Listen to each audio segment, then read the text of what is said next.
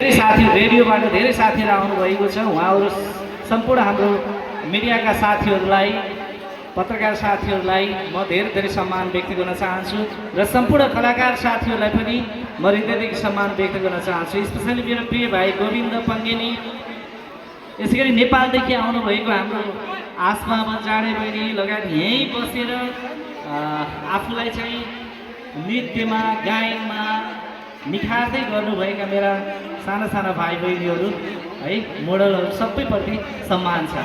ल अब रमाइलो गरौँ है त, हुन्छ हो ल। माया प्रीति झन् गाढा पारौँ न हामी दुई बिचमा।